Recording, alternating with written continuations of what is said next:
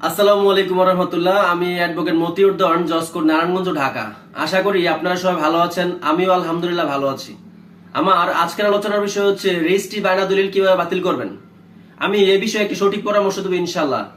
মনে করুন একটি সম্পত্তির মূল্য 50 লক্ষ টাকা নির্ধারণ করে 10 লক্ষ টাকা বায়না বাবদ পরিশোধ করে সাব রেজিস্ট্রি অফিসে উপস্থিত হয়ে দাতা এবং গ্রহীতা একটি রেজিস্ট্রি বায়না দলিল সম্পাদন করেন নির্দিষ্ট সময়ের জন্য। বায়না দলিল রেজিস্ট্রেশন করার পর আপনার দেখা যাচ্ছে কোনো একটি পক্ষ অর্থাৎ দাতা অথবা গ্রহীতা পরবর্তীতে বায়না চুক্তিটি সম্পাদন করতে ইচ্ছা প্রকাশ করছে না অথবা বিভিন্ন তালবাহানা দেখিয়ে বায়না রেজিস্ট্রিটি বা চুক্তিটি সম্পাদন করছে না, সেক্ষেত্রে আপনি কি করবেন? আমাদের চুক্তি আইন অনুযায়ী দাতা এবং গ্রহীতা উভয়ই তাদের চুক্তিটি বাস্তবায়ন করতে বাধ্য এবং সম্পত্তি হস্তান্তর আইনের 52 ধারা অনুযায়ী আপনার বায়না চুক্তি বলবৎ থাকা অবস্থায় অন্য কোথাও সম্পত্তি যেহেতু বিক্রি করা যাবে না, সেহেতু দুইটি পন্থায় আপনি বায়না চুক্তিটি বাতিল করতে পারেন।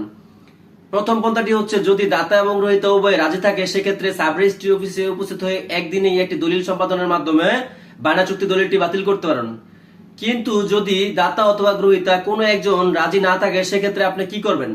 সেক্ষেত্রে আপনাকে দেওয়ানি আদালতে অর্থাৎ আপনার জেলার দেওয়ানি আদালতে শরণাপন্ন হয়ে সুনির্দিষ্ট পত্রিকার আইনের 1877 সালের 12 ধারা অনুযায়ী চুক্তি প্রবলের মামলা করতে হবে, যেটি 1 বছরের মধ্যে করতে হয়।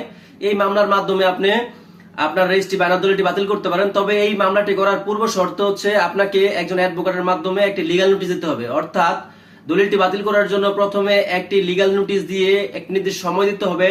এই সময়ের মধ্যে যদি সে কার্য সম্পাদন না করে তার পরবর্তী সময় আপনি দেওয়ানি আদালতে মামলা করে রেজিস্ট্রি বায়না দলিলটি বাতিল করতে পারেন। আশা করি আপনি এই প্রশ্নের উত্তরটি পেয়েছেন এবং উপকৃত হয়েছেন। যদি ভিডিওটি ভালো লাগে শেয়ার করবেন। যে কোনো প্রশ্ন আমাকে হোয়াটসঅ্যাপে টেক্সট করবেন। আসসালামু আলাইকুম রহমতুল্লাহ।